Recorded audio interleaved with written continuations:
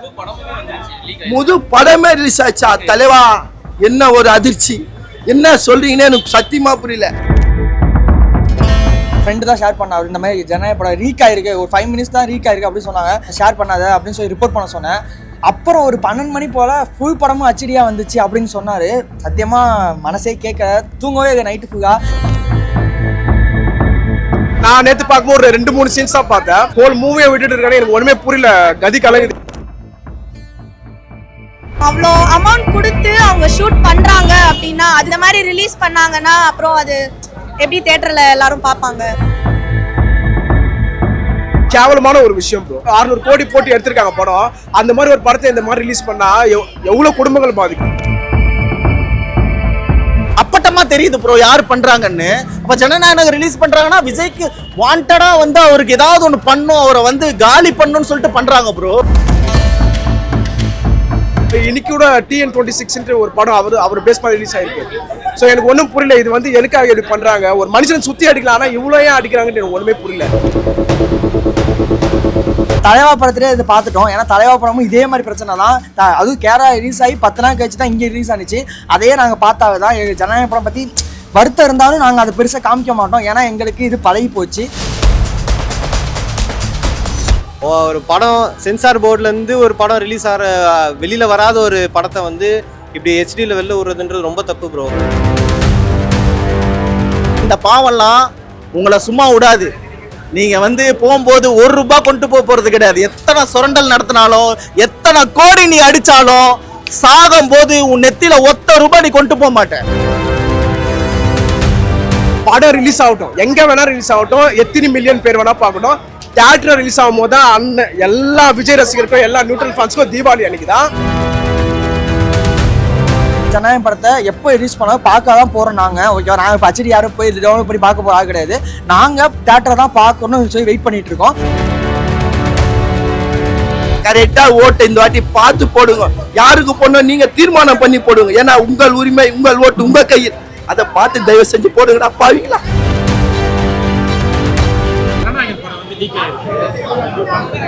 அது எனக்கு தெரிஞ்சு ஒரு தேவையில்லாத வேலை அப்படின்னு தான் நான் நினைப்பேன். ஒரு என்ன ப்ராப்ளம் வேணாலும் இருக்கட்டும், அவ்வளோ அமௌண்ட் கொடுத்து அவங்க ஷூட் பண்ணுறாங்க அப்படின்னா அதுக்கு ஒரு ஜட்ஜ்மெண்ட் வேணும்ல. ஸோ இந்த மாதிரி ரிலீஸ் பண்ணாங்கன்னா அப்புறம் அது எப்படி தியேட்டரில் எல்லாரும் பார்ப்பாங்க? ப்ரோ எனக்கு தெரிஞ்ச ஹோல் மூவியை விட்டாங்கன்னு சொல்கிறாங்க ஹெச்டியில். அது எந்த அளவுக்கு உண்மை தெரியல. நான் நேற்று பார்க்கும்போது ஒரு 2-3 சீன்ஸ் தான் பார்த்தேன். அதுலேருந்து ஒரு சீன் எடுத்துக்கணும், அந்த ஒரு விரல் பிடிச்சி அதை எடுத்துக்கலாம். கண்டிப்பாக அவருடைய அரசியலுக்கு வரவேற்பு தக்க ஒரு விஷயம். ஹோல் மூவியை விட்டுட்டு இருக்கானே, எனக்கு ஒன்றுமே புரியல. கதி கலங்குது. ஏன்னா அந்த படத்துக்கு ஜனவரிலேருந்தே நான் வெயிட் பண்ணிட்டு வரேன். நான் வந்து எஸ்டிஆர் ரசிகர் தான். அண்ணனுக்கு தான் ஓட்டு போடுறேன் டிவி கேட்குதா. பட் இருந்தாலும் ஒரு படத்தை இந்த மாதிரி ஹெச்டியில் வந்து விட்டுருக்காங்கன்னா, என்ன ரிலீஸ் பண்ணியிருக்காங்கன்னா கேவலமான ஒரு விஷயம் ப்ரோ. ஏன்னா மனுஷன் ஒரு 600 கோடி போட்டு எடுத்திருக்காங்க படம். அந்த மாதிரி ஒரு படத்தை இந்த மாதிரி ரிலீஸ் பண்ணா எவ்வளோ குடும்பங்கள் பாதிக்கும்? ப்ரொடியூசர்னா அவர் மட்டும் இல்லை ப்ரோ, விநியோகஸ்தர்கள், distributors, all over world theatres owners எல்லாரையும் இது பாதிக்கும். ஸோ இதை பார்த்துட்டு நிறைய பேர் தியேட்டர்ஸ் வருவாங்களா முதல்ல. ஸோ இன்னைக்கு கூட TN26 ஒரு படம் அவர் பேஸ் பண்ணி ரிலீஸ் ஆயிருக்கு. ஸோ எனக்கு ஒன்றும் புரியல, இது வந்து எதுக்காக இப்படி பண்றாங்க? ஒரு மனுஷன் சுத்தி அடிக்கலாம், ஆனால் இவ்வளோ ஏன் அடிக்கிறாங்கன்னு எனக்கு ஒன்றுமே புரியல. இது வந்து கட்சிக்கார செஞ்ச சதியா இல்லாட்டி மற்ற வந்து புகழ் வாங்கிக்கிறதுக்காக பண்ண சதியான்ட்டு ஒன்றும் புரியல ப்ரோ. ஸோ அந்த மனுஷனை எவ்வளோ தான் அடிப்பீங்கன்னு எனக்கு ஒன்றும் புரியல. ஆனால் எவ்வளோ அடித்தாலும் அவர் தாங்கிப்பார். 2026 கண்டிப்பாக வருவார். அப்போ தான் உங்களுக்கு தெரியும் அவர் யாருன்ட்டு. அவங்க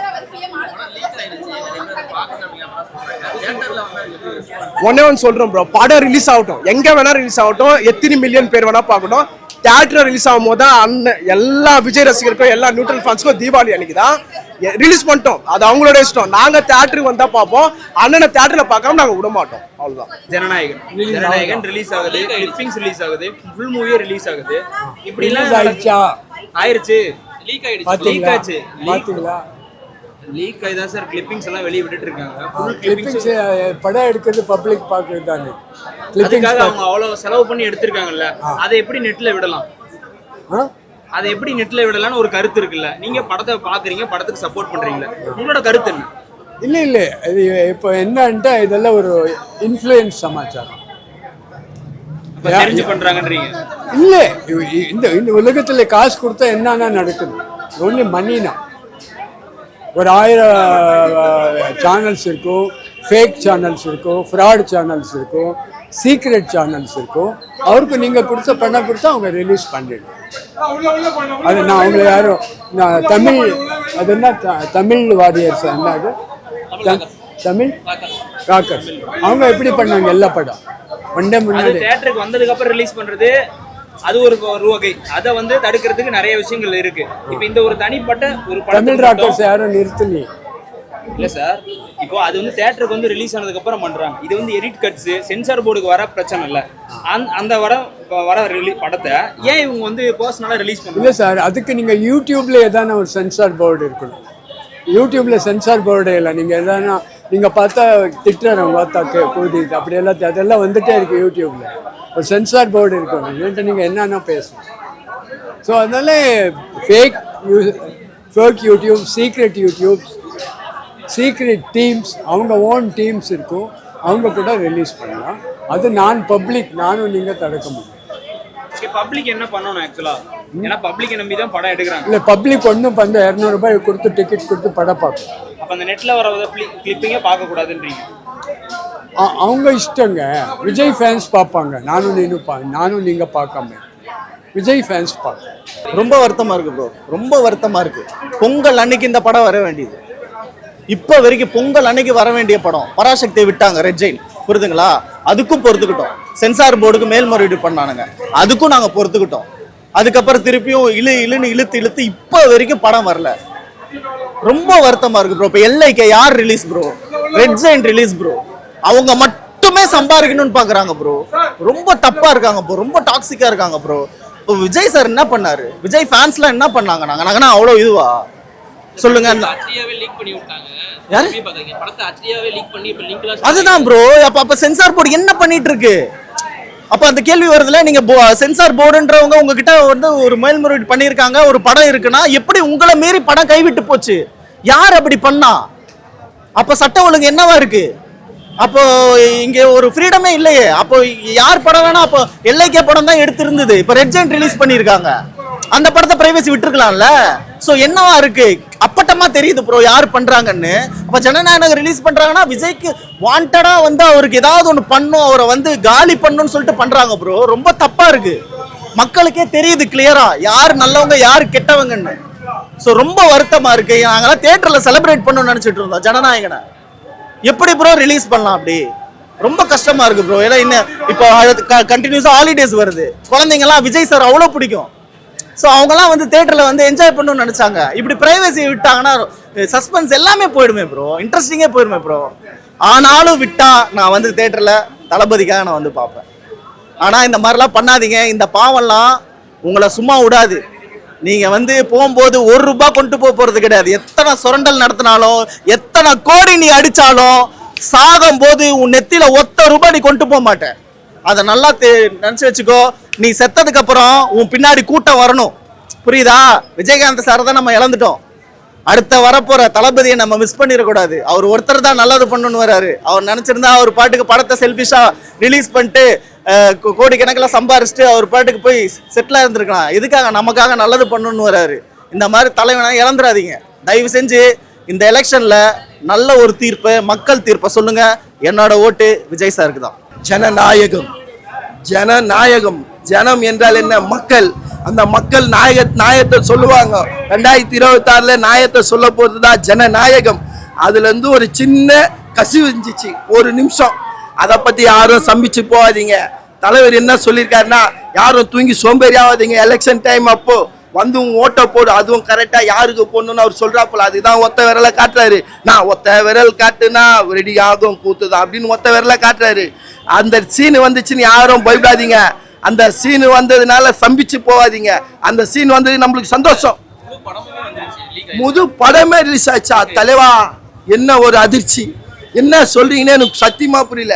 இது போல ஒரு புது பயத்தை ரிலீஸ் பண்ணிக்கிறாங்க. சோத்துல பூசணியா மறைச்சு வச்ச போல பண்ணிக்கிறாங்க. இதெல்லாம் யாரும் தட்டி கேட்க மாட்டாங்களா? ஏன்னா விஷால் அண்ணா அப்ப குரல் கொடுத்தாரு, இது போல திருட்டு விசிறி வருதுன்னு. ஒரு படம் ரிலீஸ் ஆகாமே இப்ப திருட்டு விசிறி பண்ணிருக்காங்கன்னா அது எவ்வளவு பெரிய குற்றம். இதை யாரும் போய் கேட்க மாட்டாங்களா? தட்டி கேட்க மாட்டாங்களா? எந்த ஆப்ல தலைவா முதல்ல ரிலீஸ் பண்ணிடுறாங்க? முதல்ல அந்த ஆப்பை ஸ்ட்ரைக் பண்ணுங்க, பேன் பண்ணுங்க அந்த ஆப்பை. ஏன் இதெல்லாம் பண்றாங்க? ஒரு படம் தேட்டரில் வரணும். அவங்க எவ்வளோ கோடி கோடியாக சம்பாரிச்சு கோடி கோடியாக செலவு பண்ணியிருக்காங்க. அந்த படம்லாம் தேட்டரில் வந்து நம்மளாம் தேட்டரில் ஒவ்வொரு படம் வரணும்னா ஏங்கிட்டு இருக்காங்க. இது போல் ஃபோனில் பார்த்தா நல்லா இருக்குமா? ஏன்னா அதை வச்சு தான் இந்த படமும் எடுத்துருக்காங்க. ஃபோனில் இப்போ ஒரு காலம் போகுதுன்னு தேட்டருக்கு வராமல் வீட்லேயே ஃபோனில் பார்த்தா நல்லா இருக்குமா? இப்போ இருக்கிற படம்லாம் தேட்டரில் பாடத்தில் இப்போ தேவையில்லாம ஒருத்தர் மேலே ஒருத்தர் பண்ணிட்டு இருக்காதிங்க. இது ஒரு படத்தை ரிலீஸ் பண்ணால் ஒரு படம் நெக்ஸ்ட் போயிட்டே இருப்பேன். ஏன்னா அவருக்கு இதான் கடைசி படம். இந்த கடைசி படத்தை நாங்கள் தேட்டரில் பாடலாம் பார்த்தா ஃபோனில் ரிலீஸ் பண்ணுறீங்களா? இது நியாயமா? இது அடுக்குமா? இதை நான் யாரை போய் கேட்பேன்? ஒன்றும் தெரியல. ரொம்ப கஷ்டமா இது தெளிவா, ரொம்ப கஷ்டமா இது.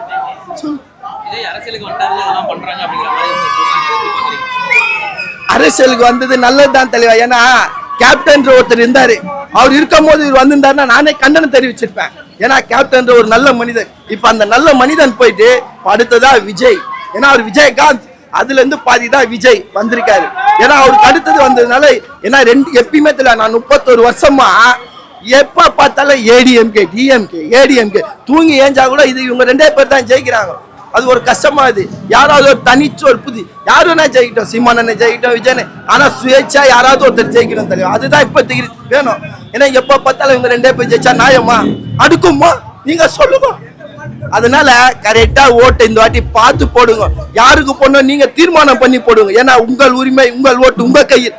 அதை பார்த்து தயவு செஞ்சு போடுங்கடா பாவீங்களா. சுகமான ரொம்ப கஷ்டமா இருக்கு. ஏன்னா தளபதி ஃபேனா அதை நைட்டு தான் நாங்கள் பார்த்தோம். எப்போ ஒரு 10 மணி போல தான் அந்த மெசேஜ் பார்த்து ஃப்ரெண்டு தான் ஷேர் பண்ணார். இந்த மாதிரி ஜனநாயக படம் ரீக் ஆயிருக்கு, ஒரு 5 மினிட்ஸ் தான் ரீக் ஆயிருக்கு அப்படின்னு சொன்னாங்க. நான் சொன்ன ப்ரோ பேட் பண்ண அந்த மாதிரி பண்ண வேணாம், ஷேர் பண்ணாத அப்படின்னு சொல்லி ரிப்போர்ட் பண்ண சொன்னேன். அப்புறம் ஒரு 12 மணி போல் ஃபுல் படமும் அச்சடியாக வந்துச்சு அப்படின்னு சொன்னார். சத்தியமாக மனசே கேட்க தூங்கவே நைட்டு ஃபுல்லாக இந்த படத்துக்கே வரணுமா அப்படி தான் யோசித்தேன். சரி பரவாயில்ல கிளம்பி போவோம் காலேஜ் சொல்லிட்டு வந்தேன். பட் ஃபஸ்ட்டு சொல்ல போனால் அந்த படம் ஜனநாயகம் வந்து விஜய் அப்படி சம்மந்தப்பட்ட ஆள் கிடையாது. அது ஒரு ப்ரொடக்ஷன் கம்பெனி. அது பின்னாடி ஒரு 1000 பேர் 500 பேர் ஒர்க் பண்ணியிருக்காங்க. மொத்தம் ஒரு சொல்லப்போனால் ஒரு 1000 பேரோட உழைப்பு அந்த படத்து மேலே இருக்குது. அதை ஈஸியாக எடுத்து போட்டாங்க. அது எப்படி அந்த போடுறது மனசு வந்துச்சுன்னு சத்தியமாக தெரியல. ஆனால் நம்ம இன்னும் கன்வே பண்ணி பார்த்தா அந்த மனசு இப்போ படம் வந்துச்சு. இப்போ ஜனநாயக படத்தை ரீட் பண்ணிட்டாங்க. இப்போ தமிழ்நாட்டை பாதி பேர் பார்த்துட்டாங்க. இப்போ அந்த படத்தை யார் பார்க்க வர மாட்டாங்க நினைக்கிறாங்களா என்ன புரியல.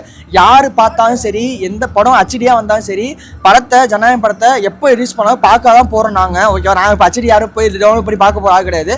நாங்கள் தேட்டரை தான் பார்க்கணும்னு சொல்லி வெயிட் பண்ணிட்டு இருக்கோம். கண்டிப்பாக நான் தேட்டரை தான் பார்ப்போம். நீ ஹெச்டி பிரிண்டை ரிலீஸ் பண்ணிக்க சொல்லுங்க. நாங்கள் யாரும் அதுக்காக பயப்பட மாட்டோம். அவர் சத்தியமாக தளபதியாக அதை இதை பற்றி யோசிக்க மாட்டார். அவர் கிளம்பிட்டாரு, காலக்குடி கிளம்பிட்டாரு, அடுத்த மீட்டிங் கிளம்பிட்டாரு. ஸோ எங்களுக்கு இதை பற்றி கவலை கிடையாது.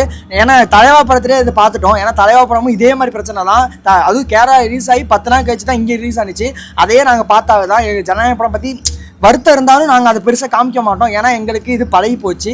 நாங்கள் இதை பற்றி கவலைப்பட போகிறதுக்கு நாங்கள் அடுத்த வேலை என்ன எங்களுக்கு வந்து எய்ம் ஃபுல்லாக வந்து அவரை சிஎம் ஆக்கணும் மட்டும்தான் எங்கள் எய்மு. அதை பற்றி தான் நாங்கள் ஓடிட்டு இருக்கோம். அவர் ஆயிடுவார். என்ன முதலமைச்சர் தளபதி விஜய்னு டைட்டிலுக்காக ஒன்று வெயிட் பண்ணிட்டு இருந்தோம். இப்போ முதலமைச்சர் டைட்டிலுக்காக அந்த மாதிரி வேலை பண்ணிட்டாங்க. பரவாயில்ல, அக்செப்ட் பண்ணிக்கிறோம். நாங்கள் இந்த படத்தை எப்போ ரிலீஸ் பண்ணாலும் சரி, கேவிஎம் ப்ரொடக்ஷன் நாங்களே சொல்கிறோம். நீங்கள் எதுக்காக யோசிச்சுட்டு நீங்கள் படத்தை ரிலீஸ் பண்ணாமல் இருக்காதீங்க. தயவு செஞ்சு படத்தை சீக்கிரம் ரிலீஸ் பண்ணுங்கள். 500 கோடி 1000 கோடி அவங்க பிளாக் போஸ்டர் நாங்கள் ஆக்கி காமிக்கிறோம். நாங்கள் வந்து ஒரு பெரிய ஒரு லேண்ட்மார்க் வச்சு இந்த படத்தை சக்ஸஸ் பண்ணி நாங்கள் காமிக்கிறோம். ஃபேன்ஸ் நாங்கள் இருக்கோம். தயவு செஞ்சு இந்த படத்தை சீக்கிரம் ரிலீஸ் பண்ணுங்கள். அதுதான் இப்போ இருக்கிற ஒரே ஒரு பாசிட்டிவ்னா அந்த ஜனநாயகம் பாசிட்டிவ்னா சீக்கிரம் ரிலீஸ் பண்ணால் எங்களுக்கு பிரச்சனை. நாங்கள் அதுதான் வேண்டிக்கிறோம். தயவு செஞ்சு சீக்கிரம் ரிலீஸ் பண்ணுங்கள் படத்தை. அந்த படம் வரலன்னு ரொம்ப எவ்வளோ போராடினாருன்னு விஜய் சாருக்கும் அவரோட ஃபேன்ஸுக்கு தான் ப்ரோ தெரியும். அவ்வளோ கஷ்டப்பட்டு வேணுன்ட்டு இது ரொம்ப சீப்பான ஒரு பிஹேவியர் ப்ரோ. ஒரு படம் சென்சார் போர்ட்லேருந்து ஒரு படம் ரிலீஸ் ஆகிற வெளியில் வராத ஒரு படத்தை வந்து இப்படி ஹெச்டியில் வெளில விடுறதுன்றது ரொம்ப தப்பு ப்ரோ. இது யார் என்ன பண்ணியிருப்பான்னு அவங்களுக்கே தெரியும். ஆனால் இது அக்செப்ட் பண்ண முடியாது ப்ரோ. ரொம்ப தப்பான விஷயம். ஆனால் இந்த படம் ரிலீஸ் ஆகிருந்தாலும் விஜய் ஃபேன்ஸு எல்லாருமே இந்த படத்தை தேட்டரில் பார்க்கணும் தான் பார்ப்பாங்க. யாரும் ஆன்லைனில் பார்க்க மாட்டாங்க. சில பேர் வேணால் பார்க்க வாய்ப்பு இருக்குது. ஆனால் இந்த படம் திருப்பி தேட்டரில் ரிலீஸ் ஆனாலும் படம் கன்ஃபார்மாக 1000 crores கூட அடிக்கும் ப்ரோ.